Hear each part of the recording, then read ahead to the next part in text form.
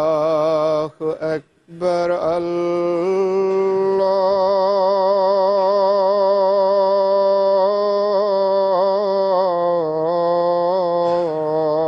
الله أكبر. الله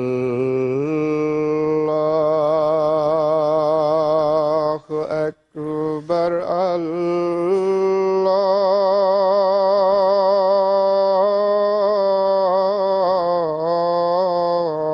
الله أكبر. أشهد أن لا إله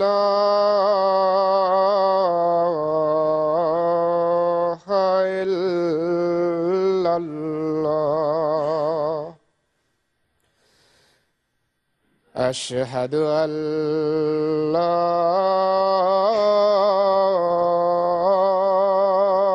إله إلا الله. أشهد أن محمدًا رسول الله.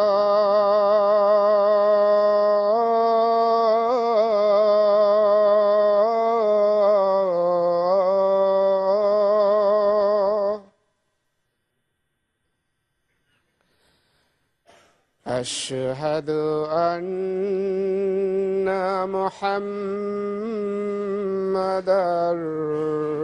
رسول الله. حي على الصلاة.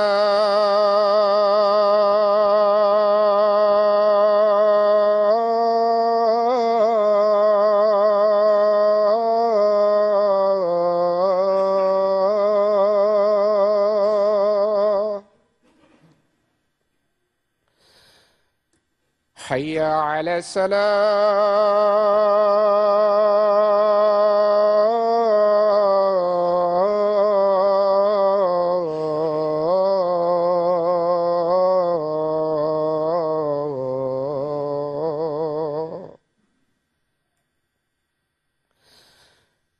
حي على الفلاح.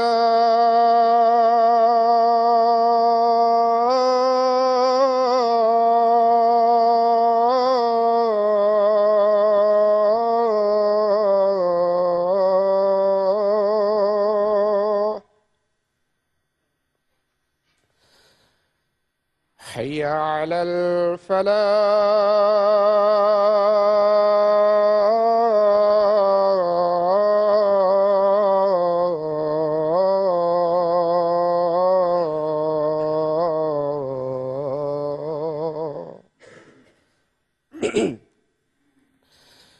الله أكبر.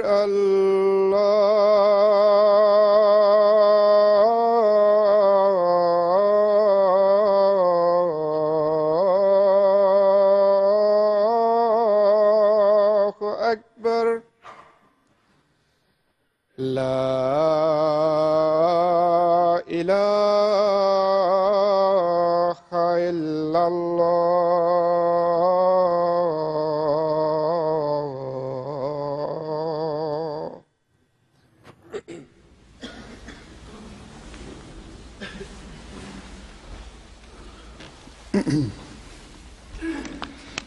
السلام عليكم ورحمة الله.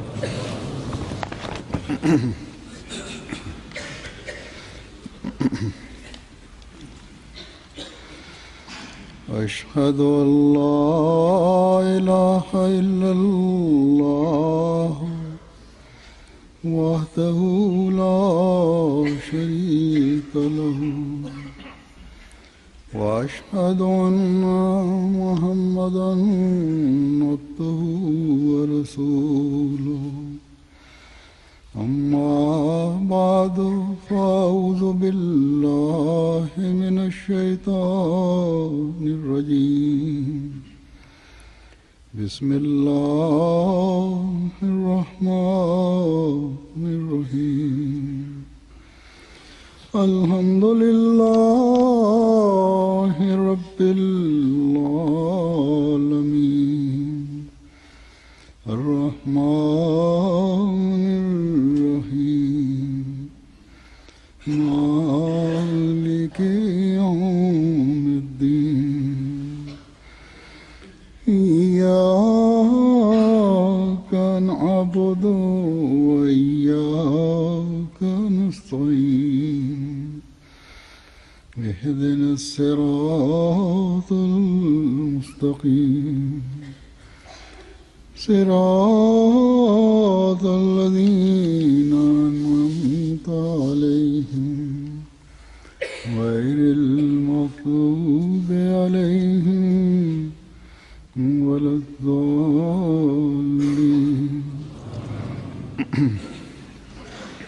ഹസ്രത്ത് മസീഹെ മൗദ് അലൈഹിസ്സലാത്തു വസ്സലാം ഒരു സ്ഥലത്ത് പറയുന്നു, സത്യസന്ധതയുടെയും ഈമാന്റെയും കാലഘട്ടം വീണ്ടും വരുന്നതിനു വേണ്ടിയും ഹൃദയങ്ങളിൽ തഖ്വ ഉണ്ടായിത്തീരുന്നതിനും വേണ്ടിയാണ് ഞാൻ അയക്കപ്പെട്ടിരിക്കുന്നത്. ഹസ്രത്ത് മസീഹെ മൗദ് അലൈഹിസ്സലാത്തു വസ്സലാമിന്റെ ജമാഅത്തിൽ ബൈഅത്ത് ചെയ്തു എന്ന് വാദിക്കുന്ന ഒരു അഹ്മദിയെ സംബന്ധിച്ചിടത്തോളം ഹസ്രത്ത് മസീഹെ മൗദ് അലൈഹി സ്വലാത്തു വസ്സലാം പറഞ്ഞ ഈ വാക്കുകൾ എല്ലായ്പ്പോഴും മുന്നിൽ വെക്കേണ്ടതാണ്. ഇതിനെക്കുറിച്ച് ചിന്തിക്കേണ്ടതാണ്.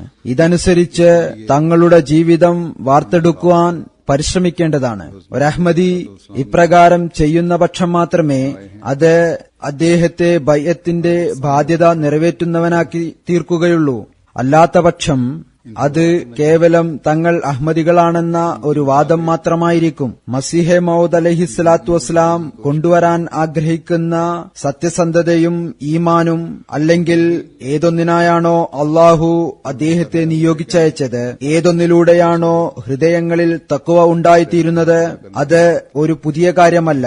ഏതുപോലെ അദ്ദേഹത്തിന്റെ വാക്കുകളിൽ നിന്ന് വ്യക്തമാണ്. അതായത് സത്യസന്ധതയുടെയും ഈമാന്റെയും കാലം വീണ്ടും വരുന്നതിനു വേണ്ടി, അതായത് ഈ സത്യസന്ധതയുടെയും ഈമാന്റെയും തഖ്വയുടെയും കാലഘട്ടം ഒരു കാലത്ത് ഉണ്ടായിരുന്നു. എന്നാൽ ഇപ്പോൾ അത് അപ്രത്യക്ഷമായിരിക്കുന്നു. അതിനെ വീണ്ടും കൊണ്ടുവരിക എന്നത് ഹദ്റത്ത് മസീഹെ മൗദ് അലൈഹി സ്വലാത്തു വസ്സലാമിന്റെ ജോലിയാണ്. ഏതുപോലെ നമുക്കേവർക്കും അറിയാവുന്നതാണ്, സത്യസന്ധതയുടെയും ഈമാന്റെയും തഖ്വയുടെയും പുനഃസ്ഥാപനത്തിന്റെ കാലഘട്ടം അതിന്റെ മഹോന്നതമായ പ്രഭാവത്തോടുകൂടി നമ്മുടെ യജമാനരായ മുഹമ്മദ് മുസ്തഫ സല്ലല്ലാഹു അലൈഹി വസല്ലം തിരുമേനിയെ അല്ലാഹു നിയോഗിച്ചയച്ചുകൊണ്ട് ശരീഅത്തിനെ പരിപൂർണമാക്കിക്കൊണ്ട് അൽയൗമ അക്മൽതു ലക്കും ദീനക്കും വഅത്മംതു അലൈക്കും നിഅമതി വറദീതു ലക്കുമുൽ ഇസ്ലാമ ദീന, അതായത് ഇന്നത്തെ ദിവസം നിങ്ങളുടെ പ്രയോജനത്തിനായി നിങ്ങളുടെ മതത്തെ നിങ്ങൾക്ക് ഞാൻ പൂർണ്ണമാക്കി തരികയും എന്റെ അനുഗ്രഹത്തെ നിങ്ങൾക്ക് പൂർത്തീകരിക്കുകയും ഇസ്ലാമിനെ നിങ്ങൾക്ക് മതമായി തൃപ്തിപ്പെട്ടു തരികയും ചെയ്തിരിക്കുന്നു പ്രഖ്യാപിച്ച സമയത്താണ് ഉണ്ടായത്. ആ സമയത്താണ് ഇതെല്ലാം തന്നെ സ്ഥാപിതമായത്. ഈ കാര്യത്തിൽ ഒരഹ്മദിക്കും അല്പം പോലും സംശയമില്ല. ഹദ്റത്ത് മസീഹെ മൗദ് അലൈഹി സ്വലാത്തു വസ്സലാം പുതുതായി എന്തെങ്കിലും കൊണ്ടുവന്നിരിക്കുന്നു എന്ന ഒരു ചിന്തയും ഒരഹ്മദിക്കുമില്ല. ഒരിക്കലും ഒരഹ്മദിക്ക് ഇപ്രകാരം ചിന്തിക്കുവാൻ സാധ്യമല്ല. അദ്ദേഹം ആ സത്യത്തെയും ആ ഈമാനെയും ആ തഖ്വയെയും ലോകത്ത് വീണ്ടും സ്ഥാപിക്കാനായി വിശുദ്ധ ഖുർആന്റെ പ്രവചനത്തിന്റെയും റസൂൽ തിരുമേനിയുടെ പ്രവചനത്തിന്റെയും അടിസ്ഥാനത്തിൽ വരേണ്ടതായിരുന്നു. അപ്രകാരമാണ് വന്നത്.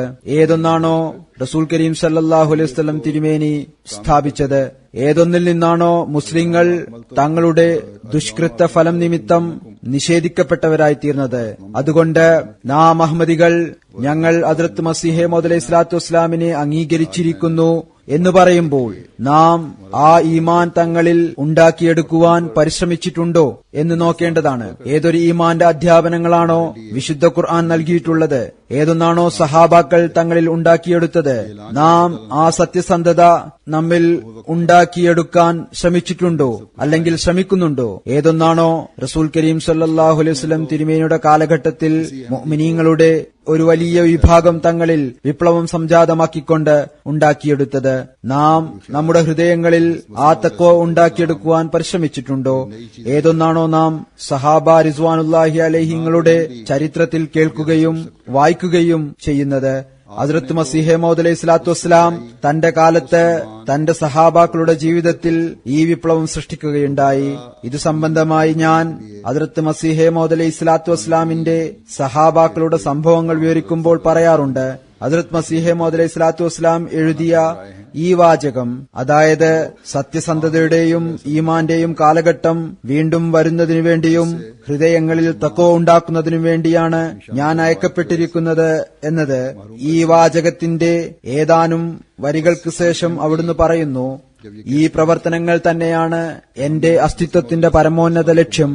അതായത് അദ്ദേഹത്തിന്റെ അസ്തിത്വത്തിന്റെ യഥാർത്ഥവും അടിസ്ഥാനവുമായ ലക്ഷ്യം ഇതാണ്. അദ്ദേഹത്തിന്റെ വ്യക്തിത്വത്തിന്റെയും അദ്ദേഹം തന്റെ അനുയായികളെ ഒരു സ്ഥലത്ത് എന്റെ അസ്തിത്വമാകുന്ന വൃക്ഷത്തിന്റെ പച്ചളിപ്പുള്ള ശാഖകളെ എന്ന് അഭിസംബോധന ചെയ്തുകൊണ്ട് പറയുമ്പോൾ അദ്ദേഹം പറഞ്ഞ ഈ പ്രവർത്തനങ്ങൾ ചെയ്യുന്നവർ മാത്രമേ അദ്ദേഹത്തിന്റെ അസ്തിത്വമാകുന്ന വൃക്ഷത്തിന്റെ പച്ചളിപ്പുള്ള ശാഖകളായി തീരുകയുള്ളൂ.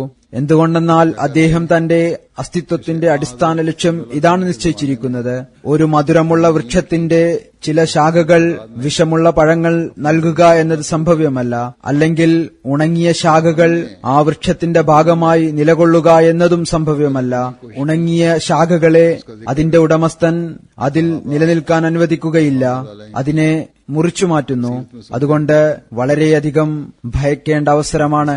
ബൈഅത്തിനു ശേഷം നമ്മുടെ ഉത്തരവാദിത്വം എന്താണെന്ന കാര്യം എല്ലായ്പ്പോഴും നമ്മുടെ ചിന്തയിലുണ്ടായിരിക്കേണ്ടതാണ്. ജമാഅത്തിൽ പുതുതായി ബൈഅത്ത് ചെയ്ത് പ്രവേശിക്കുന്നവരുടെ സംഭവങ്ങളും അവസ്ഥകളും ഞാൻ കേൾക്കുമ്പോൾ അല്ലെങ്കിൽ കത്തുകളിൽ വായിക്കുമ്പോൾ സ്വന്തം ഈമാനിലും വർധനവുണ്ടാകുന്നു. എന്നാൽ ചിലരുടെ പൂർവ്വപിതാക്കൾ അഹമ്മദികളായിരുന്നെന്നും നമ്മിൽ ഒരുപാട് ആളുകൾ അത്തരത്തിലുണ്ട്. അവരിൽ ചിലരുടെ അവസ്ഥകളെക്കുറിച്ചറിയുമ്പോൾ, ചില ബലഹീനതകൾ ഉണ്ടാകുന്നതിനെക്കുറിച്ചറിയുമ്പോൾ ദുഃഖവും ക്ലേശവും അനുഭവപ്പെടുന്നു. അവർക്ക് ഹസ്രത്ത് മസീഹെ മൗദ് അലൈഹിസ്സലാത്തു വസ്സലാം ആഗ്രഹിച്ചതു പ്രകാരം ഇസ്ലാമിക അധ്യാപനങ്ങൾ അനുസരിച്ച് പ്രവർത്തിക്കുന്നതിൽ എത്രമാത്രം ശ്രദ്ധ ആവശ്യമുണ്ടോ അത്രമാത്രം ഇല്ല. ജന്മന അഹമ്മദിയാവുക എന്നത് ചില ആളുകളിൽ ചില അവസരങ്ങളിൽ അലസതയ്ക്ക് കാരണമായിത്തീരുന്നു. നമ്മിൽ ഓരോരുത്തരും തങ്ങളുടെ ഹൃദയത്തെ വിശകലനം ചെയ്തുകൊണ്ട് പരിശോധനാ വിധേയമാക്കിക്കൊണ്ടിരിക്കേണ്ടതാണ്. അതായത് നാം ഒരിക്കലും തിരിച്ചുവരാൻ സാധിക്കാത്ത വിധം മാർഗങ്ങൾ തടസ്സപ്പെട്ട അലസതയിലേക്ക് വലിച്ചിഴക്കപ്പെട്ടു പോകുന്നുണ്ടോ? അള്ളാഹു അങ്ങനെ ആക്കാതിരിക്കട്ടെ. അല്ലെങ്കിൽ നാം പേരിനു മാത്രമുള്ള അഹമ്മദികളായി മാറുന്നുണ്ടോ? ഹദ്റത്ത് മസീഹെ മൗദ് അലൈഹി സ്വലാത്തു വസ്സലാം തന്റെ നിർദ്ദേശങ്ങളിലും തന്റെ ലിഖിതങ്ങളിലും ഒരുപാടിടങ്ങളിൽ ഈ കാര്യത്തിലേക്ക് ശ്രദ്ധ ക്ഷണിച്ചിട്ടുണ്ട്. അഹമ്മദിയത്തിന്റെ യഥാർത്ഥ ആത്മാവ് നാം ആത്മപരിശോധന നടത്തിക്കൊണ്ടിരിക്കുമ്പോൾ മാത്രമേ നിലനിൽക്കുകയുള്ളൂ. നമ്മുടെ വാക്കിലും പ്രവൃത്തിയിലും യാതൊരു വിധത്തിലുള്ള വൈരുദ്ധ്യം ഉണ്ടാകാൻ പാടുള്ളതല്ല. നമുക്കും അന്യർക്കുമിടയിൽ ഒരു വ്യക്തമായ വ്യത്യാസം കാണാൻ അവിടുന്ന് ആഗ്രഹിക്കുന്നു. ഒരു സ്ഥലത്ത് അദ്ദേഹം പറയുന്നു, ഞാൻ പല പ്രാവശ്യം പറഞ്ഞിട്ടുണ്ട്, പ്രത്യക്ഷത്തിൽ നമ്മുടെ ജമാഅത്തും മറ്റു മുസ്ലിങ്ങളും ഒരേപോലെയാണ്. നിങ്ങളും മുസ്ലിങ്ങളാണ്, അവരും മുസ്ലിങ്ങൾ എന്ന് പറയപ്പെടുന്നവരാണ്. നിങ്ങളും കലിമ ചൊല്ലുന്നവരാണ്, അവരും കലിമ ചൊല്ലുന്നവരാണ്. നിങ്ങളും വിശുദ്ധ ഖുർആനെ അനുധാവനം ചെയ്യുന്നു എന്ന് വാദിക്കുന്നവരാണ്, അവരും വിശുദ്ധ ഖുർആനെ അനുധാവനം ചെയ്യുന്നു എന്ന വാദമുള്ളവരാണ്. അതായത് വാദത്തിൽ നിങ്ങളും അവരും തുല്യരാണ്. എന്നാൽ അള്ളാഹു കേവലം വാദം കൊണ്ട് സന്തോഷിക്കുകയില്ല. ഏതുവരെ എന്തെങ്കിലും യാഥാർത്ഥ്യം കൂടെയില്ലയോ, ഏതുവരെ വാദത്തിന് സാക്ഷിയായി ചില പ്രവർത്തന തെളിവുകളും അവസ്ഥാവ്യത്യാസത്തിന്റെ തെളിവുകളും കൂടെയില്ലയോ. പറയുന്നു, വാദത്തിന് സാക്ഷിയായി അല്പം പ്രവർത്തന തെളിവുകളും വേണ്ടതാണ്, അത് കാണാനും സാധിക്കേണ്ടതാണ്. വാദത്തിനനുസരിച്ച് പ്രവർത്തനത്തിലുള്ള മാറ്റവും പ്രകടമാകേണ്ടതാണ്. അതായത് വാദത്തിന് തെളിവായിക്കൊണ്ട്. പിന്നീട് പറയുന്നു, എല്ലായ്പ്പോഴും എനിക്ക് ഈ ദുഃഖം മൂലം വളരെയധികം വേദനയുണ്ടാകാറുണ്ട്. പറയുന്നു, അള്ളാഹു കേവലം വാദം കൊണ്ട് സന്തോഷിക്കുകയില്ല. ഏതുവരെ ഏതെങ്കിലും യാഥാർത്ഥ്യം കൂടെയില്ലയോ, വാദത്തിന് സാക്ഷിയായി ചില പ്രവർത്തന തെളിവുകളും അവസ്ഥാ വ്യത്യാസത്തിന്റെ തെളിവുകളും കൂടെയില്ലയോ, എല്ലായ്പ്പോഴും എനിക്ക് ഈ ദുഃഖം മൂലം വളരെയധികം വേദനയുണ്ടാകുന്നു. ഹദ്റത്ത് മസീഹെ മൗദ് അലൈഹി സ്വലാത്തു വസ്സലാം നമ്മിൽ നിന്ന് പ്രവർത്തനത്തിലൂടെയുള്ള തെളിവാണ് ആഗ്രഹിക്കുന്നത്. നാം സ്വയം നമ്മുടെ അവസ്ഥ പരിശോധനാ വിധേയമാക്കുകയാണെങ്കിൽ ഏറ്റവും ഉത്തമമായ നിലയിൽ നമ്മുടെ കണക്ക് പരിശോധിക്കുവാൻ സാധിക്കുന്നതായിരിക്കും. മറ്റുള്ളവർ പറയുമ്പോൾ ചില സമയങ്ങളിൽ മനുഷ്യൻ നീരസപ്പെടുന്നു. അല്ലെങ്കിൽ ചില അവസരങ്ങളിൽ മനസ്സിലാക്കി കൊടുക്കുമ്പോൾ അവിടെ അഹങ്കാരത്തിന്റെ ചോദ്യമുയരുന്നു. എന്നാൽ തങ്ങളുടെ പരിശോധന നടത്തുന്നതിനുള്ള നിബന്ധന ഇതാണ്: അള്ളാഹു ഓരോ നിമിഷവും എന്നെ കാണുന്നുണ്ട്. ഞാൻ ഒരു ബയ്യത്തിന്റെ പ്രതിജ്ഞ ഏറ്റുപറഞ്ഞതാണ്. അത് പൂർത്തിയാക്കുക എന്നത് എന്നിൽ നിർബന്ധമാക്കപ്പെട്ടതാണ്. അപ്രകാരം ചെയ്യുന്ന പക്ഷം ഉത്തമമായ നിലയിൽ മനുഷ്യന് തന്നെ പരിശോധനാ വിധേയമാക്കാൻ സാധിക്കും. ഒരഹ്മദി എത്രമാത്രം ബലഹീനനായാലും ശരി, അദ്ദേഹത്തിന്റെ ഉള്ളിൽ നന്മയുടെ ഒരു തിളക്കമുണ്ടായിരിക്കും. എന്നാൽ ഈ ബോധം ഉണ്ടായിത്തീർന്നാൽ പിന്നീട് നന്മയുടെ പൂമൊട്ടിടാൻ തുടങ്ങുന്നു. ഓരോരുത്തരും പ്രവർത്തനമാകുന്ന ജലം കൊണ്ട് ഈ നന്മയെ ജീവസുറ്റതാക്കി നിലനിർത്തേണ്ടതിന്റെ ആവശ്യകതയുണ്ട്. അതിനെ ശീതളവും നവീനവുമാക്കേണ്ടതിന്റെ ആവശ്യമുണ്ട്. ഹദ്റത്ത് മസീഹ് മൗഊദ് സ്വല്ലല്ലാഹു അലൈഹി വസല്ലമിന്റെ വേദനയെ അനുഭവവേദ്യമാക്കേണ്ടതിന്റെ ആവശ്യമുണ്ട്. ആർക്കെങ്കിലും ഈ ബോധമുണ്ടായിത്തീർന്നാൽ അവരുടെ അവസ്ഥ കണ്ടുകൊണ്ടിരിക്കെ ഉണങ്ങിയ ശാഖയിൽ നിന്ന് പച്ചളിപ്പുള്ള ശാഖയായി പരിണമിക്കാൻ തുടങ്ങുന്നു. പലരും എനിക്ക് കത്തെഴുതുന്നു. ആ കത്തുകളിൽ വേദന നിറഞ്ഞിരിക്കും. ഹദ്റത്ത് മസീഹ് മൗഊദ് അലൈഹി സ്വലാത്തു വസ്സലാം ഞങ്ങളിൽ കാണാൻ ആഗ്രഹിക്കുന്ന പരിശുദ്ധമായ മാറ്റം ഞങ്ങളിൽ ഉണ്ടായിത്തീരട്ടെ. അതുകൊണ്ട് ആരാണോ തന്റെ ബോധത്തെ ഉത്തേജിപ്പിക്കാൻ പരിശ്രമിക്കുകയും അള്ളാഹുവിനോട് സഹായമർത്ഥിക്കുകയും ചെയ്യുന്നത്, അപ്പോൾ അള്ളാഹു അവൻ മാതാവിനേക്കാൾ ഉപരിയായി തന്റെ ദാസനെ സ്നേഹിക്കുന്നവനാണ്. തന്നിലേക്ക് വരുന്നവനെ ഓടിച്ചെന്ന് നെഞ്ചോട് ചേർക്കുന്നവനാണ്. അത്തരം ആളുകളുടെ അവസ്ഥ തന്നെ മറ്റൊന്നായിത്തീരുന്നു. അള്ളാഹു നമ്മുടെ ഈ ലോകവും പരലോകവും മനോഹരമാക്കി തീർക്കാൻ ഒരു സുവർണാവസരം നൽകിയിരിക്കുന്നു. ഇതിൽ നിന്ന് നാം ശരിയായ വിധത്തിൽ പ്രയോജനം ഉൾക്കൊണ്ടില്ല എങ്കിൽ അത് നമ്മുടെ നിർഭാഗ്യമായിരിക്കും. ഹദ്റത്ത് മസീഹ് മൗഊദ് അലൈഹി സ്വലാത്തു വസ്സലാം തന്റെ വേദനയും ദുഃഖവും പ്രകടിപ്പിച്ചത് അത് അദ്ദേഹത്തിൽ നിന്ന് നേരിട്ട് അനുഗ്രഹം നേടിയിരുന്ന സഹാബാക്കൾ ഉള്ള കാലത്താണ് പ്രകടിപ്പിക്കുന്നത്. അവരുടെ നിലവാരത്തിന്റെ ഉദാഹരണം നാം കേൾക്കുകയും വായിക്കുകയും ചെയ്യുമ്പോൾ അസൂയ തോന്നിപ്പോകാറുണ്ട്. ഏതെല്ലാം വിപ്ലവങ്ങളാണ് അവർ തങ്ങളിൽ സംജാതമാക്കിയത്. എന്നാൽ ഹദ്റത്ത് മസീഹ് മൗഊദ് അലൈഹി സ്വലാത്തു വസ്സലാമിന്റെ വേദന നോക്കുക.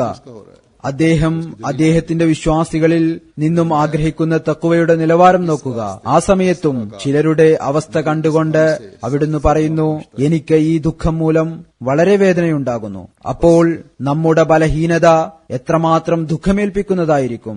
അഥവാ അദ്ദേഹം ഇന്ന് നമ്മുടെ ഇടയിലില്ല.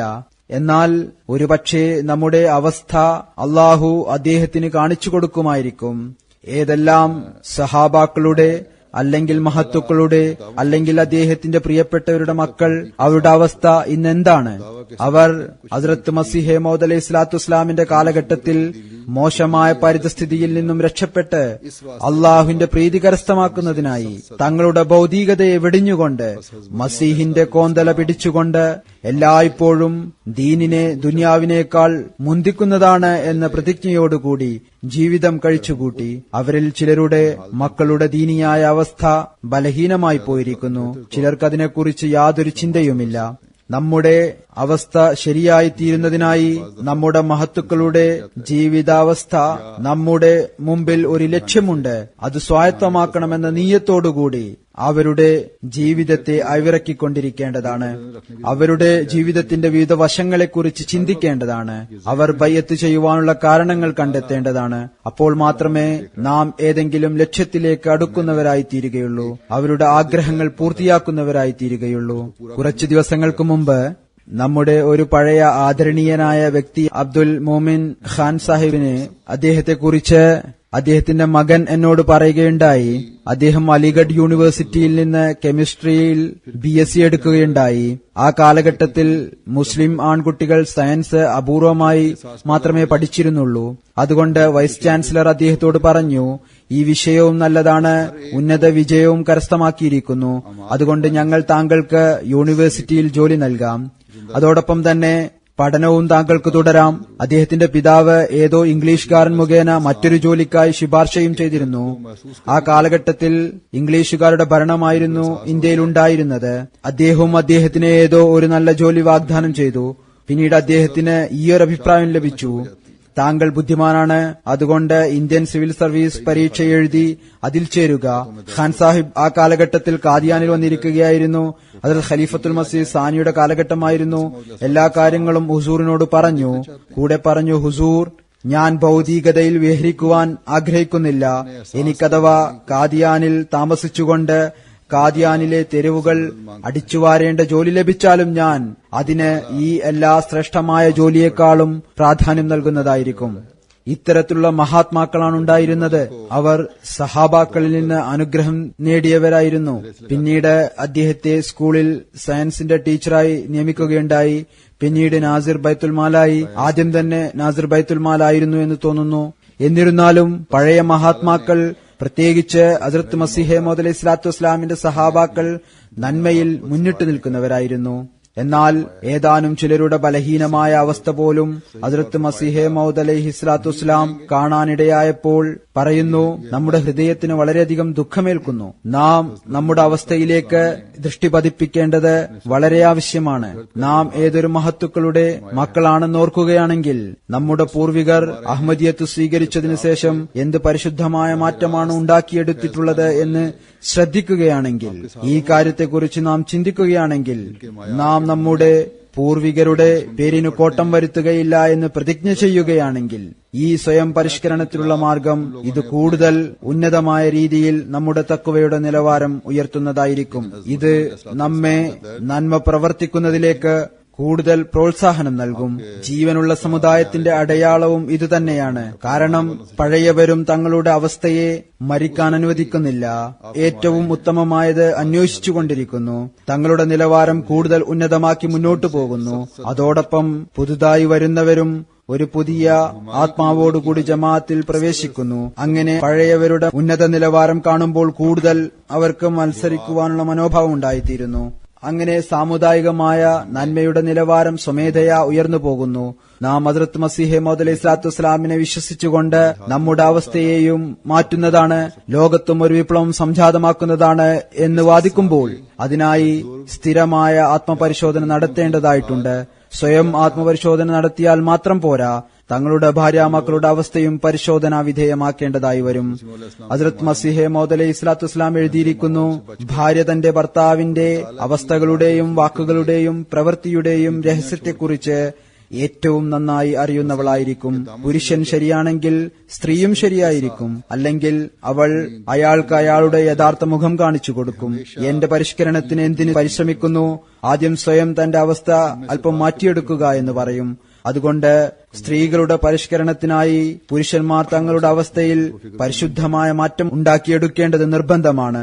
നാം എല്ലായ്പ്പോഴും ഓർക്കേണ്ടത്, സ്ത്രീകളുടെ പരിഷ്കരണം നടന്നുകഴിഞ്ഞാൽ വരും തലമുറയുടെ പരിഷ്കരണത്തിന് ഉറപ്പും ലഭിക്കുന്നതായിരിക്കും. വരും തലമുറയിൽ പരിശുദ്ധമായ മാറ്റം ഉണ്ടാക്കിയെടുക്കുന്നതിനായി, അവരെ ദീനിൽ നിലനിർത്തുന്നതിനായി പുരുഷന്മാർ തങ്ങളുടെ അവസ്ഥയിലേക്ക് കൂടുതലായി ശ്രദ്ധിക്കേണ്ടത് ആവശ്യമാണ്. പിന്നീട് ഈ സ്ത്രീ പുരുഷന്മാരുടെ മാതൃക, മാതാപിതാക്കളുടെ മാതൃക, ഭാര്യാഭർത്താക്കന്മാരുടെ മാതൃക കുട്ടികളെയും ഈ കാര്യത്തിലേക്ക് ശ്രദ്ധിപ്പിക്കുന്നതായിരിക്കും. അതായത് നമ്മുടെ യഥാർത്ഥ ലക്ഷ്യം ഭൗതികതയിൽ മുങ്ങിത്താഴുക എന്നതല്ല, മറിച്ച് അള്ളാഹുവിന്റെ പ്രീതി കരസ്ഥമാക്കുക എന്നതാണ്. ഇവിടെ ഒരു കാര്യത്തിന്റെ വിശദീകരണം നൽകാൻ ആഗ്രഹിക്കുന്നു. ആരെങ്കിലും ഹദ്റത്ത് മസീഹ് മൗഊദ് അലൈഹി സ്വലാത്തു വസ്സലാമിന്റെ സഹാബാക്കളിൽ നഊസ് ബില്ലാ ഒരുപാട് ബലഹീനരുണ്ടായിരുന്നുവെന്നും, അല്ലെങ്കിൽ അത്തരം ഒരുപാട് ആളുകൾ ഉണ്ടായിരുന്നുവെന്നും, അല്ലെങ്കിൽ അക്കാരണം കൊണ്ടാണ് ഹദ്റത്ത് മസീഹ് മൗഊദ് സ്വലാത്തു വസ്സലാം ഇതെല്ലാം പറയേണ്ടി വന്നത് എന്ന് ധരിക്കാതിരിക്കുന്നതിനായി, ഏതുപോലെ ഞാൻ മുമ്പും പറഞ്ഞിട്ടുണ്ട്, ഒരുപക്ഷെ ഏതാനും ചിലർ ഉണ്ടായിരുന്നിരിക്കാം ഹദ്റത്ത് മസീഹ് മൗഊദ് അലൈഹി സ്വലാത്തു വസ്സലാം നിശ്ചയിച്ച നിലവാരത്തിലേക്ക് ഉയരാത്തവരായി. എന്നാൽ അവിടുന്ന് ആ കുറഞ്ഞ ആളുകളിലും ബലഹീനത കാണാൻ ആഗ്രഹിച്ചിരുന്നില്ല. ചില ആളുകളുടെ അവസ്ഥ കണ്ട് അദ്ദേഹം തന്റെ ദുഃഖം പ്രകടിപ്പിച്ച അതേ സദസ്സിൽ അദ്ദേഹം ഇപ്രകാരം കൂടി പറഞ്ഞിട്ടുണ്ട്, ഈ ജമാഅത്ത് ആത്മാർത്ഥതയിലും സ്നേഹത്തിലും ഒരുപാട് പുരോഗമിച്ചതായി നാം കാണുന്നു. ചില അവസരങ്ങളിൽ ജമാഅത്തിന്റെ ആത്മാർത്ഥതയും സ്നേഹവും ഈമാനിക ആവേശവും കാണുമ്പോൾ സ്വയം നമുക്ക് അത്ഭുതം തോന്നിപ്പോകുന്നു. ഈ ഈമാനിക ആവേശം കാണുമ്പോൾ ഈ ഈമാനിക ആവേശം കാണിക്കുന്നവർ ഒരുപാട് ആളുകൾ ഉണ്ടായിരുന്നു. അല്ല, അധികം അത്തരക്കാരായിരുന്നു. മറിച്ച് നാം പറയേണ്ടത്, നമ്മെ സംബന്ധിച്ചിടത്തോളം അവരെല്ലാവരും തന്നെ അത്തരക്കാരായിരുന്നു.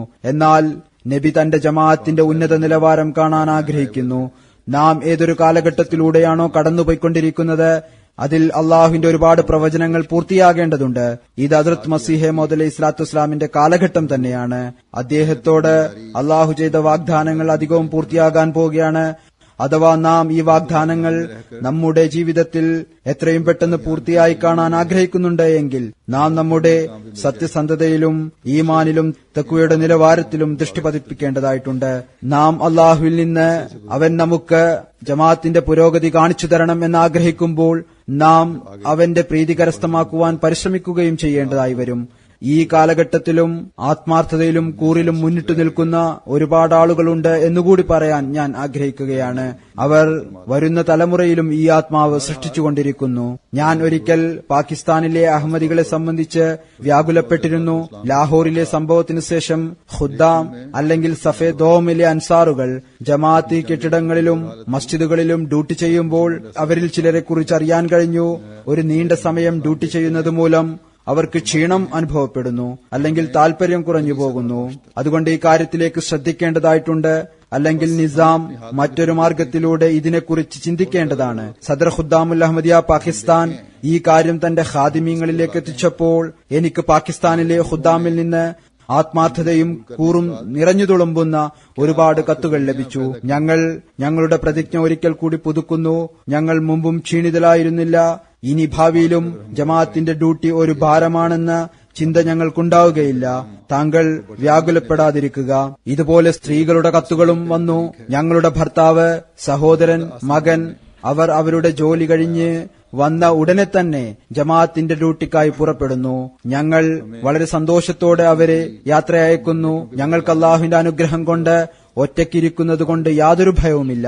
ഈ ആത്മാർത്ഥതയും കൂറും ഹദ്റത്ത് മസീഹെ മൗഊദ് അലൈഹി സ്വലാത്തു വസ്സലാം പറഞ്ഞതുപോലെ ഈമാനിക ആവേശം മൂലമാണ് ഉണ്ടായിട്ടുള്ളത്. ഈ അവസരത്തിൽ ഈ കാര്യം പ്രത്യേകം ശ്രദ്ധിക്കുക. ഈ ഡ്യൂട്ടിയിലും ഉത്തരവാദിത്വത്തിലും തങ്ങളുടെ അള്ളാഹുവിന് സമയം നൽകാൻ മറന്നുപോകരുത്. നമസ്കാരം സമയത്തനുഷ്ഠിക്കുക. ഡ്യൂട്ടിയുടെ അവസരങ്ങളിൽ ദിക്റെ ഇലാഹിയിലൂടെയും ദുആയിലൂടെയും തങ്ങളുടെ നാവിനെ ആർദ്രമാക്കുക. നമ്മുടെ ഏറ്റവും വലിയ ശക്തി അള്ളാഹുവിന്റെ അസ്തിത്വമാണ്. നമുക്ക് ലഭിക്കേണ്ട സഹായം അള്ളാഹുവിൽ നിന്നാണ് ലഭിക്കേണ്ടത്. നമ്മുടേത് അവന്റെ കൽപ്പനകൾ അനുസരിച്ച് നാം ചെയ്യുന്ന വളരെ എളിയ ശ്രമം മാത്രമാണ്. ചെയ്യേണ്ടത് യഥാർത്ഥത്തിൽ അള്ളാഹുവാണ് ചെയ്യേണ്ടത്. അള്ളാഹുവുമായി നാം ഒട്ടിപ്പിടിച്ചു നിൽക്കുകയാണെങ്കിൽ അള്ളാഹു സ്വയം ശത്രുക്കളോട് പകരം ചോദിക്കുന്നതായിരിക്കും, അവരുടെ കൈ തടയുന്നതായിരിക്കും. അതുകൊണ്ട് ദുആകളിൽ ഒരിക്കലും അലസത കാണിക്കരുത്. പിന്നീട് ദുആയുടെയും ഇബാദത്തിന്റെയും ദിക്റെ ഇലാഹിയുടെയും സ്വാധീനം പ്രവർത്തന രൂപത്തിൽ എല്ലാ അവസ്ഥയിലും ഓരോരുത്തരുടെയും വ്യക്തിത്വത്തിൽ നിന്ന് പ്രകടമാകേണ്ടതാണ്. അപ്പോൾ മാത്രമേ നാം ഹദ്റത്ത് മസീഹ് മൗഊദ് അലൈഹി സ്വലാത്തു വസ്സലാം പറഞ്ഞു തന്ന നിലവാരം സ്വായത്തമാക്കുന്നവരായി തീരുകയുള്ളൂ. ഹദ്റത്ത് മസീഹ് മൗഊദ് അലൈഹി സ്വലാത്തു വസ്സലാം ഒരു സ്ഥലത്ത് പറയുന്നു, അള്ളാഹു പറയുന്നു, ഇന്നല്ലാഹ മഅല്ലദീന തഖൗ വല്ലദീന ഹും മുഹ്സിനൂൻ. തഖ്വയും പരിശുദ്ധിയും സ്വായത്തമാക്കുന്നവർ അള്ളാഹുവിന്റെ സഹായത്തിലായിരിക്കും. അവർ എല്ലായ്പ്പോഴും തന്നെ അനുസരണക്കേട് കാണിക്കുന്നതിനെക്കുറിച്ച് ഭയചകിതരായിരിക്കും. അള്ളാഹുമായുള്ള തഖ്വയും ഭയവുമാണ് എല്ലായ്പ്പോഴും ദാസനെ സംരക്ഷിക്കുന്നത്. അവനെ ഭൗതിക ലോകത്തിലെ ഭയത്തിൽ നിന്നും അത് സംരക്ഷിക്കുന്നു. ഒരു അഹ്മദി അഥവാ ഭയക്കുകയാണെങ്കിൽ അള്ളാഹു അവന് എന്നോട് ഒരനിഷ്ടവും തോന്നരുത് എന്ന ഭയമാണ് ഉണ്ടാകേണ്ടത്. ഹദ്റത്ത് മസീഹ് മൗഊദ് അലൈഹി സ്വലാത്തു വസ്സലാം ഒരു സ്ഥലത്ത് പറയുന്നു, അള്ളാഹു എന്റെ ജമാഅത്തിനെ അറിയിക്കാനായി പറഞ്ഞിരിക്കുന്നു, വിശ്വസിച്ചവർ ആരുടെ വിശ്വാസത്തിലാണോ ഭൗതികത കൂടിക്കലരാത്തത്, ആ വിശ്വാസം ഏതൊന്നാണോ ഭയം കൊണ്ടും കപടത കൊണ്ടും മലിനീകരിക്കപ്പെട്ടിട്ടില്ലാത്തത്, ആ വിശ്വാസം ഏതൊന്നാണോ അനുസരണത്തിന്റെ ഒരു സ്ഥാനവും നിഷേധിക്കപ്പെട്ടതായി തീർന്നിട്ടില്ലാത്തത്, അത്തരത്തിലുള്ള ആളുകൾ അള്ളാഹുവിന്റെ പ്രിയപ്പെട്ട ആളുകളാണ്. അള്ളാഹു പറയുന്നു, അവരുടെ കാലടികൾ തന്നെയാണ് സത്യത്തിന്റെ കാലടികൾ. ഇതാണ് വിശ്വാസത്തിന്റെ നിലവാരം. ഇതാണ് മസീഹ് മൗഊദ് അലൈഹി സ്വലാത്തു വസ്സലാം നമ്മിൽ കാണാൻ ആഗ്രഹിക്കുന്നത്. ഈ നിലവാരം ഉണ്ടാക്കിയെടുക്കുന്നവരായി തീരാൻ അള്ളാഹു നമുക്ക് തൗഫീക്ക് നൽകുമാറാകട്ടെ. ഈ അവസരത്തിൽ ഞാൻ അനുസരണത്തെക്കുറിച്ച് പ്രതിപാദിക്കപ്പെട്ടതുകൊണ്ട് അനുസരണത്തെക്കുറിച്ച് അല്പം പറയാൻ ആഗ്രഹിക്കുകയാണ്. ഹദ്റത്ത് മസീഹ് മൗഊദ് അലൈഹി സ്വലാത്തു വസ്സലാം പറയുകയുണ്ടായി, അനുസരണത്തിന്റെ ഒരു സ്ഥാനത്തിൽ നിന്നും നിഷേധിക്കപ്പെട്ടവരായി തീരരുത്. അനുസരണത്തിന് വ്യത്യസ്തമായ സ്ഥാനങ്ങളുണ്ട്, അല്ലെങ്കിൽ അനുസരണം വ്യത്യസ്തമായ തരത്തിലുണ്ട്. അതെല്ലാം നാം ശ്രദ്ധിക്കേണ്ടതാണ്. അനുസരണത്തിന് വ്യത്യസ്തമായ നിലവാരമുണ്ട്. ജമാഅത്ത് വ്യവസ്ഥിതിയോടുള്ള അനുസരണം, അള്ളാഹുവിന്റെ കൽപ്പന അനുസരിച്ച് പ്രവർത്തിക്കുക, ഇതും അനുസരണമാണ്. ഇതുപോലെ ഒരുപാട് കാര്യങ്ങളുണ്ട്. ഒരാൾ ചിന്തിക്കുകയാണെങ്കിൽ ഒരു വ്യവസ്ഥിതിയിൽ കൂടിച്ചേർന്നു നിൽക്കാൻ, ഒരു വ്യവസ്ഥിതി അനുസരിച്ച് പൂർണ്ണമായ നിലയിൽ പ്രവർത്തിക്കാൻ, അള്ളാഹുവിനെ അനുസരിക്കുന്നവരായി തീരാൻ എല്ലാം തന്നെ അനുസരണം എന്ന ഒരു കാര്യം മാത്രമാണുള്ളത്. അഥവാ ഇതിലേക്ക് ശ്രദ്ധിക്കുകയാണെങ്കിൽ അവരുടെ കാലടികൾ മുന്നോട്ട് ഗമിക്കുന്നു. അനുസരണത്തിന് വ്യത്യസ്തമായ നിലവാരമുണ്ട്. അതിന്റെ ഒരു ഉന്നതി നമുക്ക് അഹമ്മദിയ ചരിത്രത്തിൽ ഹദ്റത്ത് ഖലീഫത്തുൽ മസീഹ് അവ്വലിന്റെ ഉദാഹരണത്തിലൂടെ ലഭിക്കുന്നു. ഹദ്റത്ത് മസീഹ് മൗഊദ് അലൈഹി സ്വലാത്തു വസ്സലാമിന്റെ കമ്പി സന്ദേശം ലഭിച്ചു. എത്രയും പെട്ടെന്ന് എത്തിച്ചേരുക. ആ സമയത്ത് അദ്ദേഹം തന്റെ ക്ലിനിക്കിൽ ഇരിക്കുകയായിരുന്നു. അവിടുന്ന് തന്നെ പെട്ടെന്ന് പുറപ്പെടുകയുണ്ടായി. അതേ പട്ടണത്തിൽ നിന്ന് തന്നെയല്ല വിളിപ്പിച്ചത് നേരെ എഴുന്നേറ്റ് പോകാൻ, മറിച്ച് ഹദ്റത്ത് മസീഹ് മൗഊദ് അലൈഹി സ്വലാത്തു വസ്സലാം ഡൽഹിയിലായിരുന്നു. ഹദ്റത്ത് ഖലീഫത്തുൽ മസീഹ് അവ്വൽ ഖാദിയാനിലും. വീട്ടുകാർക്ക് സന്ദേശമയച്ചു, ഞാൻ പോവുകയാണ്. എന്തെങ്കിലും പാഥേയമോ ചിലവിനുള്ള പണമോ വസ്ത്രമോ പാക്കിങ്ങോ മറ്റു സാധനങ്ങളോ ഒന്നും തന്നെ ആവശ്യമായി കരുതിയില്ല. നേരെ സ്റ്റേഷനിൽ പോയി. വണ്ടി അല്പം വൈകിയിരുന്നു. അവിടെ അറിയുന്ന ഒരാളെ കണ്ടുമുട്ടി. അയാൾ സമ്പന്നനായിരുന്നു. അയാൾ തന്റെ ഒരു രോഗിയെ കാണിക്കാൻ ആഗ്രഹം പ്രകടിപ്പിച്ചു. വണ്ടി വൈകിയത് കാരണം അദ്ദേഹം രോഗിയെ നോക്കി. അങ്ങനെ ആ രോഗിയെ നോക്കിയതുകൊണ്ട് ലഭിച്ച ഫീസ് അദ്ദേഹത്തിന്റെ യാത്രാ ചെലവിനുള്ള പണമായി തീർന്നു. ഈ വിധത്തിൽ അള്ളാഹു അദ്ദേഹത്തിനു വേണ്ടി സംവിധാനമൊരുക്കി. അങ്ങനെ അദ്ദേഹം തന്റെ യജമാന്റെ സമക്ഷത്തിൽ ഹാജരായി. അവിടെ എത്തിയപ്പോഴാണ് മനസ്സിലായത് ഹദ്റത്ത് മസീഹ് മൗഊദ് അലൈഹി സ്വലാത്തു വസ്സലാം എത്രയും പെട്ടെന്ന് എത്തിച്ചേരുക എന്ന് പറഞ്ഞിരുന്നില്ല, മറിച്ച് കമ്പി സന്ദേശം എഴുതിയ ആൾ സന്ദേശത്തിൽ എഴുതിയതായിരുന്നു എത്രയും പെട്ടെന്ന് എത്തിച്ചേരുക എന്ന്. എന്നാൽ ഒരു പരാതിയും പറഞ്ഞില്ല. എന്തിനാണ് എന്നെ ഇങ്ങനെ ബുദ്ധിമുട്ടിച്ചത്, ഞാൻ ഈ വിധത്തിലാണ് വന്നത് എന്നൊന്നും പറഞ്ഞില്ല, മറിച്ച് സന്തോഷത്തോടെ അവിടെ ഇരുന്നു. ഇതാണ് അനുസരണത്തിന്റെ ഉയർന്ന നിലവാരം. അതായത് എല്ലാ ചിന്തയും യുക്തിയും കൽപ്പനയുടെ മുമ്പിൽ അപ്രധാനമാണ്. പിന്നീട് ഞാൻ പറഞ്ഞതുപോലെ അള്ളാഹുവിന്റെ പെരുമാറ്റവും നോക്കുക. അള്ളാഹു എല്ലാ സംവിധാനവും ഒരുക്കുകയുണ്ടായി. അത്തരത്തിലുള്ള ആളുകളാണ്, അവരെക്കുറിച്ചാണ് അള്ളാഹു തന്റെ സംതൃപ്തി പ്രകടിപ്പിച്ചിരിക്കുന്നത്. അതുകൊണ്ട് ഇത് നമുക്കൊരു മാതൃകയാണ്. മറ്റൊന്ന് ജമാഅത്ത് വ്യവസ്ഥിതിയോടുള്ള അനുസരണമാണ്. അതിൽ ഏറ്റവും ചെറിയ ഭാരവാഹി മുതൽ കാലത്തിന്റെ ഖലീഫ വരെയുള്ളവരെ അനുസരിക്കുക എന്നതാണ്. യഥാർത്ഥത്തിൽ ഇത് അള്ളാഹുവിന്റെയും അവന്റെ റസൂലിന്റെയും അനുസരണത്തിന്റെ തുടർച്ചയാണ്. ഏതുപോലെ റസൂൽ തിരുമേനി സല്ലല്ലാഹു അലൈഹി വസല്ലം പറയുകയുണ്ടായി, ആരാണോ എന്റെ അമീറിനെ അനുസരിച്ചത് അവൻ എന്നെ അനുസരിച്ചു, ആരാണോ എന്നെ അനുസരിച്ചത് അവൻ അള്ളാഹുവിനെ അനുസരിച്ചു. ജമാഅത്ത് വ്യവസ്ഥിതിയോടുള്ള അനുസരണത്തിന്റെ അടിസ്ഥാന തത്വം മനസ്സിലാക്കാനായി അത് ഏറ്റവും താഴ്ന്ന ഘടകത്തിലായാലും ശരി വളരെയധികം നിർബന്ധമാണ്. ഏതെങ്കിലും ജമാഅത്ത് അല്ലെങ്കിൽ ഭൗതിക നിലയിൽ നോക്കുകയാണെങ്കിൽ ഏതെങ്കിലും ഭൗതിക സംഘടനകൾ അല്ലെങ്കിൽ ഭരണം നടത്തുന്നതിനായി ഒരു വ്യവസ്ഥിതി ഉണ്ടായിരിക്കും. അത് അത്യാവശ്യമാണ്. അതില്ലാതെ ഒരു സംഘടനക്കും പ്രവർത്തിക്കുവാൻ സാധ്യമല്ല. ഭൗതിക ഭരണത്തിലും എല്ലാ സ്ഥാനങ്ങളിലും അതിന്റെ ഭരണം നടത്തുന്നതിനായി ചില നിയമങ്ങളും വ്യവസ്ഥകളും ഉണ്ടാകും. അവയെ അനുസരിക്കേണ്ടത് നിർബന്ധമുള്ള കാര്യമാണ്. ഭരണകൂടത്തിന്റെ കയ്യിൽ ശക്തിയുണ്ട്. അതുകൊണ്ട് അവർ തങ്ങൾ നിശ്ചയിച്ച തങ്ങളുടെ വ്യവസ്ഥിതിയെ അനുസരിക്കുന്നതിന് ഞങ്ങളുടെ ശക്തിയിലൂടെയും നിയമത്തിലൂടെയും പ്രയോഗവൽക്കരിക്കുന്നു. എന്നാൽ ഒരാത്മീയ വ്യവസ്ഥിതിയിൽ ആത്മാർത്ഥതയും കൂറും അള്ളാഹുവിന്റെ പ്രീതിയുമാണ് അനുസരണത്തിന്റെ അടിസ്ഥാനം. അതുകൊണ്ടാണ് ഇവിടെ അള്ളാഹു ഹദ്റത്ത് മസീഹ് മൗഊദ് സ്വല്ലല്ലാഹു വസ്സലാമിനോട് പറഞ്ഞത്, എല്ലാ തരത്തിലും അനുസരിക്കുന്നവർ എന്റെ പ്രിയപ്പെട്ടവരാണ്.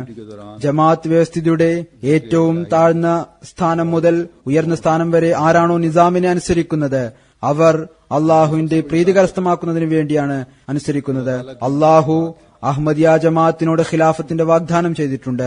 വിശുദ്ധ ഖുർആനിൽ മുഅ്മിനീങ്ങളുടെ ജമാഅത്തിനോട് ഏതൊരു ഖിലാഫത്തിന്റെ പുനഃസ്ഥാപനത്തെക്കുറിച്ചാണോ വാഗ്ദാനം നൽകിയിട്ടുള്ളത് അതിന്റെ ഏക ഉദാഹരണം അഹ്മദിയ ജമാഅത്തിൽ മാത്രമേ കാണാൻ സാധിക്കുകയുള്ളൂ. എന്നാൽ അള്ളാഹു ഖിലാഫത്തിനെ കുറിച്ച് വാഗ്ദാനം നൽകിയ ആയത്തെ ഇസ്തിഖ്ലാഫിന് മുമ്പായി ഒരായത്തിൽ അള്ളാഹു പ്രകാരം പറയുന്നു, واقسموا بالله جهد ايمانهم لئن امرتهم لا يخرجن قل لا تقسموا طاعة معروفة ان الله خبير بما تعملون. നീ അവരോട് ആജ്ഞാപിക്കുന്നതായാൽ തീർച്ചയായും തങ്ങൾ അക്കാര്യം നടപ്പിലാക്കുന്നതിനായി പുറപ്പെടുന്നതാണെന്ന് അള്ളാഹുവിനെ മുൻനിർത്തി അവർ ദൃഢപ്രതിജ്ഞ ചെയ്യുന്നു. പറയുക, നിങ്ങൾ സത്യം ചെയ്യേണ്ടതില്ല. സാധാരണഗതിയിൽ അറിയപ്പെട്ട അനുസരണമാണ് ഞാൻ ആവശ്യപ്പെടുന്നത്. തീർച്ചയായും നിങ്ങൾ പ്രവർത്തിക്കുന്നതിനെക്കുറിച്ച് അള്ളാഹു സൂക്ഷ്മജ്ഞനാകുന്നു. ഇവിടെ അള്ളാഹു മുഅ്മിനീങ്ങളുടെ അനുസരണത്തെക്കുറിച്ചാണ് പ്രതിപാദിച്ചിരിക്കുന്നത്. അതായത് മുഅ്മിനീങ്ങൾ എപ്രകാരമാണ് അനുസരിക്കുന്നത്. അവർ ഏതെങ്കിലും കൽപ്പനകൾ കേൾക്കുമ്പോൾ സമീനാ വഅതഅനാ എന്ന് പറയുന്നു. ഞങ്ങൾ കേട്ടു, ഞങ്ങൾ അനുസരിച്ചു എന്ന പ്രഖ്യാപനമാണ് അവർ നടത്തുന്നത്. നമ്മുടെ ഇഷ്ടത്തിനനുസരിച്ചുള്ള കാര്യമായാലും നമ്മുടെ ഇഷ്ടത്തിനെതിരായ കാര്യമായാലും നമ്മുടെ ഉത്തരവാദിത്വം അനുസരിക്കുക എന്നത് മാത്രമാണ്. ഇതാണ് ഒരു വിശ്വാസിൽ ഉണ്ടായിരിക്കേണ്ട ഉയർന്ന നിലവാരം. ഇതിനെക്കുറിച്ചാണ് അള്ളാഹു പറഞ്ഞത്, നിങ്ങൾ മുഅ്മിനീങ്ങളാണെങ്കിൽ വലിയ വലിയ സത്യം ചെയ്യേണ്ട കാര്യമില്ല, മറിച്ച് മുറയനുസരിച്ച് സാധാരണഗതിയിലുള്ള അനുസരണം പുലർത്തുക. എഴുന്നേറ്റ് നിന്നുകൊണ്ട് എല്ലാ മഅറൂഫായ തീരുമാനങ്ങളും അനുസരിക്കുക എന്നത് നിർബന്ധ ഉത്തരവാദിത്വമായി മനസ്സിലാക്കും എന്ന് പ്രതിജ്ഞ ചെയ്യുകയും എന്നാൽ തീരുമാനം ഉണ്ടാകുമ്പോൾ അതിനെ ദേഷ്യത്തോടും വിമർശനത്തോടും കൂടി അഭിമുഖീകരിക്കുവാൻ തുടങ്ങുകയും ചെയ്യുന്നു. അള്ളാഹു പറയുന്നു, യഥാർത്ഥ മുഅ്മിൻ കേവലം സത്യം ചെയ്യുക മാത്രമല്ല ചെയ്യുന്നത്, മറിച്ച് എല്ലാ അവസ്ഥയിലും അനുസരണം പുലർത്തുന്നു. ഇവിടെ ഒരു കാര്യത്തിന്റെ വിശദീകരണം നൽകാൻ ആഗ്രഹിക്കുന്നു. ഇതിനെക്കുറിച്ച് ഞാൻ മുമ്പും പറഞ്ഞിട്ടുണ്ട്. മഅറൂഫായ തീരുമാനം എന്ന് പറയുമ്പോൾ അഹമ്മദിയ ഖിലാഫത്തിന്റെ ഭാഗത്ത് നിന്ന് ഒരിക്കലും തന്നെ അള്ളാഹുവിന്റെ കൽപ്പനകൾക്കെതിരായ ഒരു കാര്യവും പറയുന്നതല്ല. മഅറൂഫായ തീരുമാനം എന്നതിന്റെ അർത്ഥവും ഇത് തന്നെയാണ്.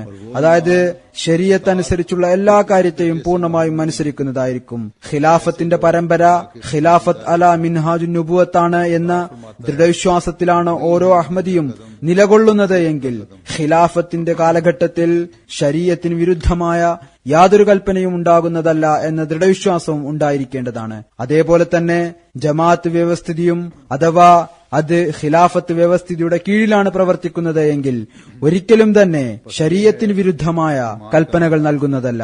അഥവാ എന്തെങ്കിലും കാരണങ്ങൾ കൊണ്ടോ പിശകുമൂലമോ അത്തരം കൽപ്പനകൾ നൽകിയാൽ കാലത്തിന്റെ ഖലീഫ അദ്ദേഹത്തിന്റെ മുമ്പിൽ ഈ പ്രശ്നമെത്തുമ്പോൾ അത് ശരിപ്പെടുത്തുന്നതായിരിക്കും.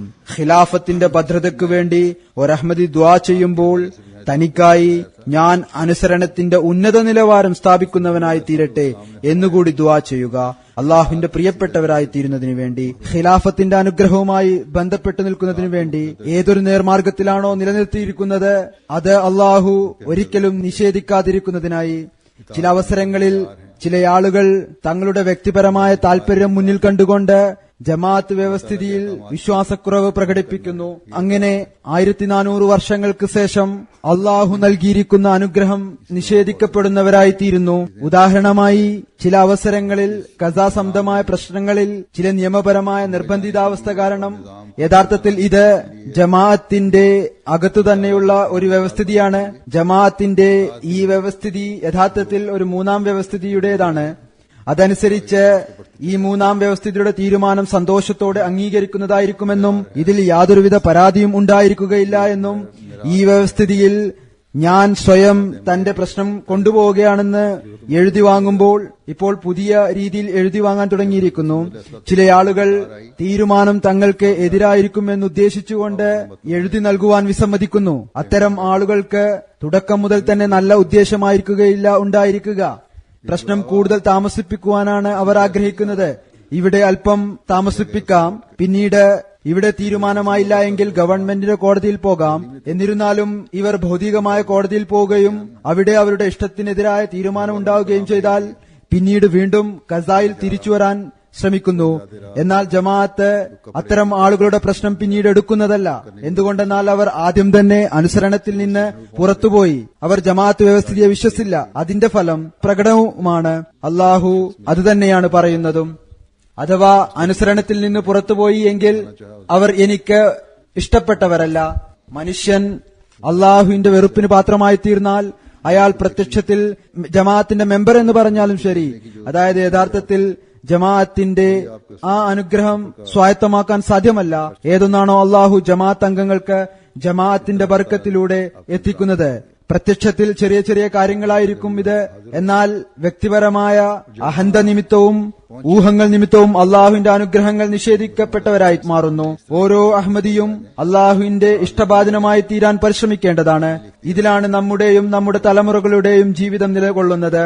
ഇതോടൊപ്പം ഞാൻ ജമാഅത്ത് ഭാരവാഹികളോടും പറയാൻ ആഗ്രഹിക്കുകയാണ്, അവർ ഖിലാഫത്തിന്റെ യഥാർത്ഥ പ്രതിനിധികളാണെന്ന് അപ്പോൾ മാത്രമേ പറയാൻ സാധിക്കുകയുള്ളൂ എപ്പോഴാണോ അവർ നീതിയുടെ നിലവാരം ദൈവഭയത്തോടുകൂടി പൂർത്തിയാക്കുന്നവരായി മാറുന്നത്. ഏതെങ്കിലും ഭാരവാഹി കാരണം ആരുടെയെങ്കിലും ചുവട് തെറ്റുകയാണെങ്കിൽ ആ ഭാരവാഹിയും അതേപോലെ കുറ്റവാളിയായിരിക്കും. എന്തുകൊണ്ടെന്നാൽ അദ്ദേഹം അള്ളാഹു നൽകിയ അമാനത്തിനോടുള്ള ബാധ്യത നിറവേറ്റിയില്ല. അഥവാ അദ്ദേഹത്തിന്റെ തെറ്റുമൂലം അല്ലെങ്കിൽ അറിഞ്ഞുകൊണ്ട് തന്നെയോ ആരെങ്കിലും വഴിതെറ്റാൻ കാരണമാവുകയാണ് എങ്കിൽ അയാൾ കുറ്റവാളിയാണ്, അമാനത്തിനുള്ള ബാധ്യത നിറവേറ്റാത്ത വ്യക്തിയാണ്. ഓരോ അഹമ്മദിയും അദ്ദേഹം ഏത് സ്ഥാനത്തിരുന്നാലും ശരി എല്ലായ്പ്പോഴും ഓർക്കേണ്ടത്, ഞാൻ എന്റെ ബയ്യത്തിന്റെ നിബന്ധന നിലനിർത്തുന്നതിനും തന്റെ ഈമാൻ നിലനിർത്തുന്നതിനും വേണ്ടി എല്ലാ അവസ്ഥയിലും സത്യസന്ധതയിലും തഖ്വയും പ്രകടമാക്കുന്നതായിരിക്കും. ഹദ്റത്ത് മസീഹ് മൗഊദ് അലൈഹി സ്വലാത്തു വസ്സലാമിന്റെ ആഗമനത്തിൽ ലക്ഷ്യം പൂർത്തിയാക്കുന്നതിന് വേണ്ടി ഹദ്റത്ത് മസീഹ് മൗഊദ് അലൈഹി സ്വലാത്തു വസ്സലാം ഒരു സ്ഥലത്ത് പറയുന്നു, ഞാൻ ജമാഅത്ത് അംഗങ്ങളുടെ വർധനവ് മൂലം ഒരിക്കലും സന്തോഷിക്കുകയില്ല. അതായത് ജമാഅത്തിന്റെ അംഗസംഖ്യ വർദ്ധിക്കുക എന്നത് സന്തോഷത്തിന് കാരണമല്ല.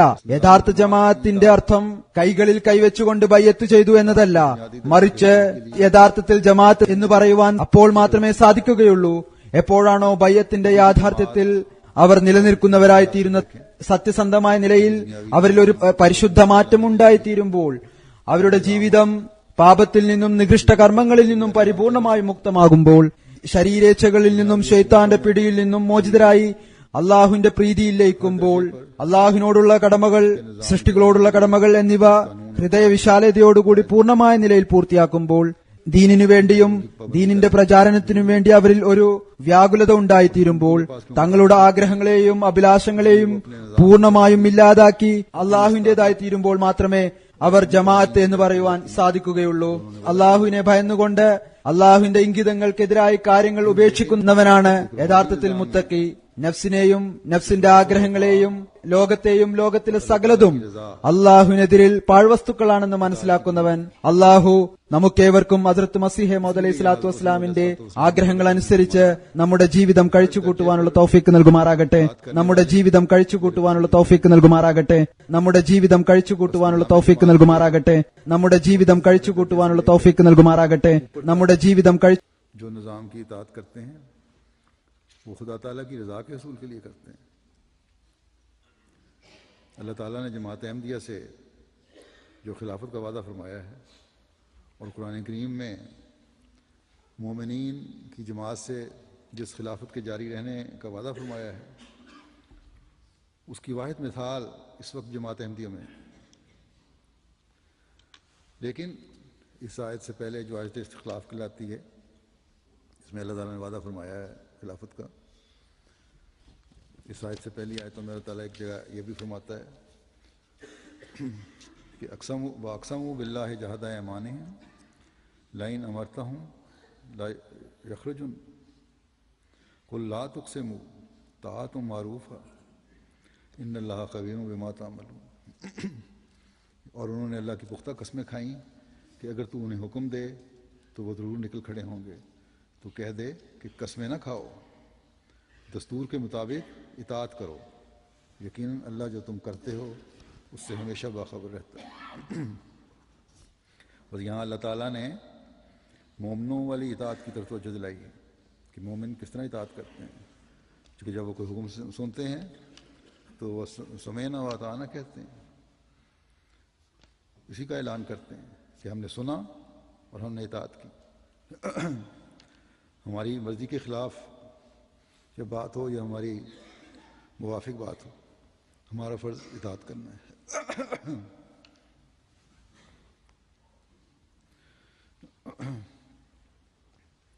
ये है आला दर्जे का मयार जो एक मोमिनों का होना चाहिए।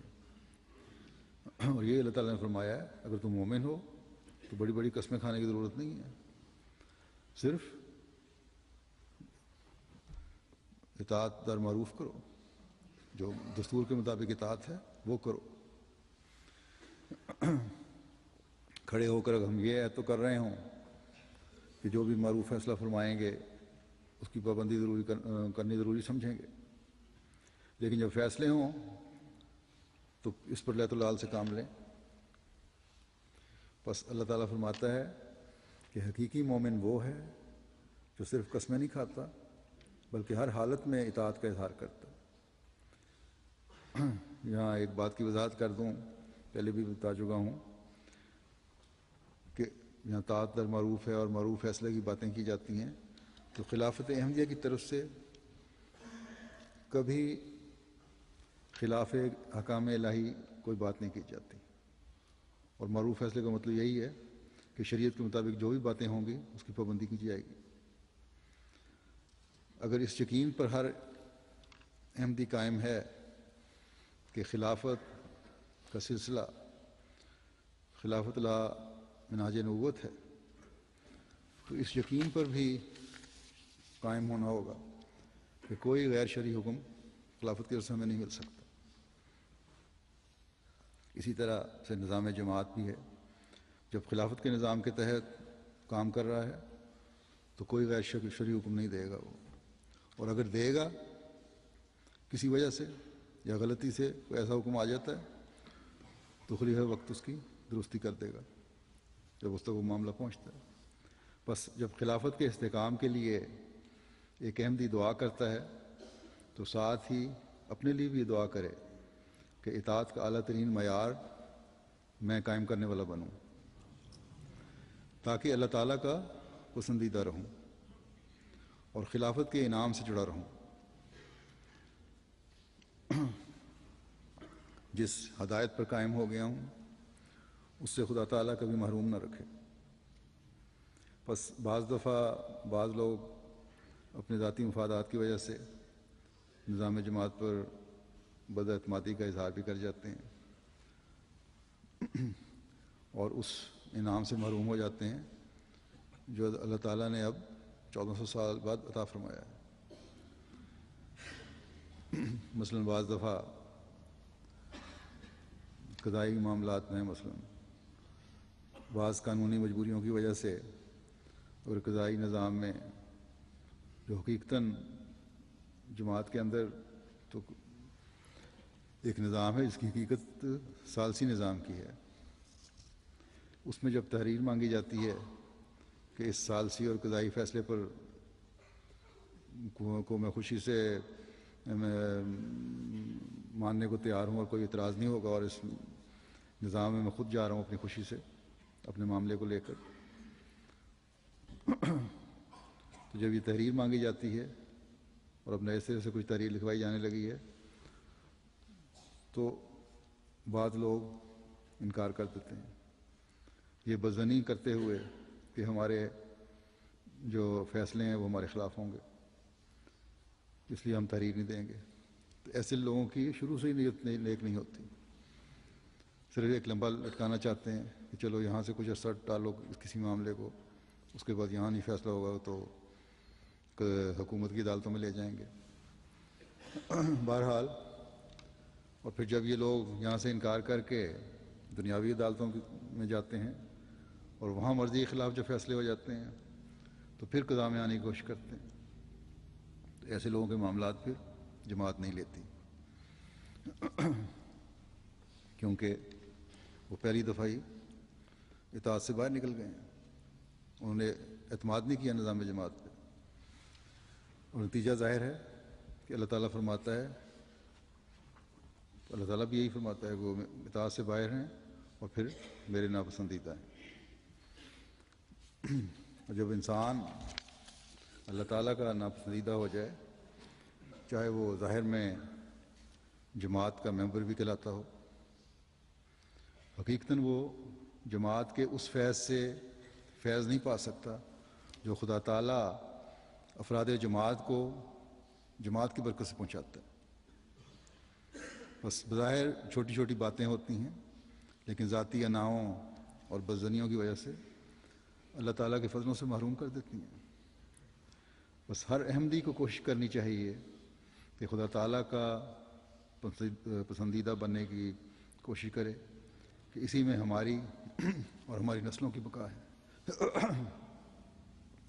اس کے ساتھ ہی میں عہدیداران جماعت سے بھی یہ کہوں گا کہ وہ خلافت کے حقیقی نمائندے تبھی کہلا سکتے ہیں جب انصاف کے تقاضوں کو خدا کا خوف رکھتے ہوئے پورا کرنے والے ہوں۔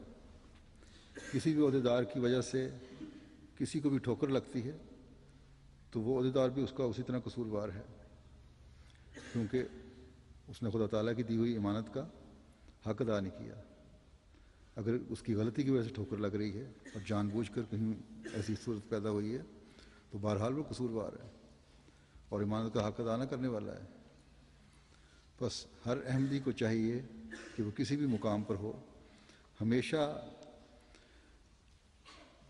یہ سمجھنا چاہیے کہ میں نے اپنے عہد بیت کو قائم رکھنے کے لیے، اپنے ایمان کو قائم رکھنے کے لیے ہر حالت میں صدق اور تقوی کا اظہار کرتے چلے جانا تاکہ حضرت مسیح موعود علیہ السلام کی بعثت کے مقصد کو پورا کرنے والا بن سکوں. حضرت مسیح موعود علیہ السلام ایک جگہ فرماتے ہیں کہ میں کثرت جماعت سے کبھی خوش نہیں ہوتا، کہ صرف تعداد جماعت جو ہے یہ خوشی کی بات نہیں ہے. حقیقی جماعت کے معنی یہ نہیں ہے کہ ہاتھ پر ہاتھ رکھ کر صرف بیعت کر لی، بلکہ جماعت حقیقی طور پر جماعت کہلانے کی تب مستحق ہو سکتی ہے کہ بیعت کی حقیقت پر کاربند ہو، سچے طور سے ان میں ایک پاک تبدیلی پیدا ہو جاوے اور ان کی زندگی گناہ اور علائش سے بالکل صاف ہو جاوے، نفسانی خواہشات اور شیطان کے پنجے سے نکل کر خدا تعالیٰ کی رضا میں محو ہو جاویں، حق اللہ اور حق العباد کو فراخ دلی سے پورے اور کامل طور سے ادا کریں، دین کے واسطے اور اشاعت دین کے لیے ان میں ایک تڑپ پیدا ہو جاوے، اپنی خواہشات اور آرزوؤں کو فنا کر کے خدا کے بن جاویں.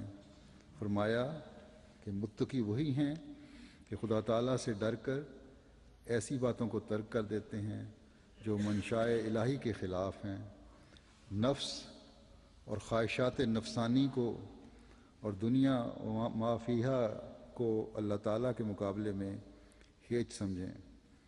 اللہ تعالیٰ ہم سب کو حضرت مسیح موعود علیہ السلام کی خواہشات کے مطابق اپنی زندگیاں گزارنے کی توفیق عطا فرمائے.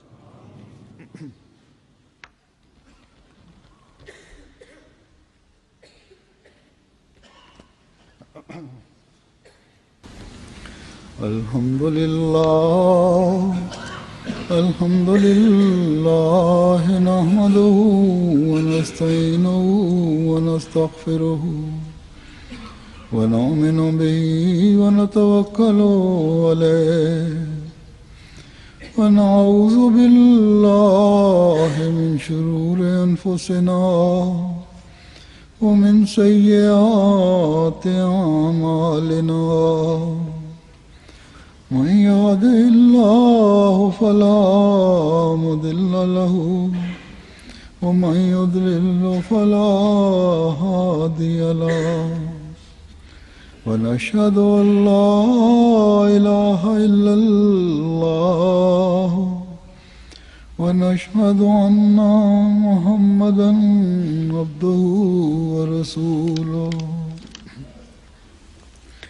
عباد الله رحمكم الله إن الله يأمر بالعدل والإحسان وإيتاء ذي القربى وينهى عن الفحشاء والمنكر والبغي يعظكم لعلكم تذكرون. اذكروا الله يذكركم وادعوه يستجب لكم ولذكر الله أكبر.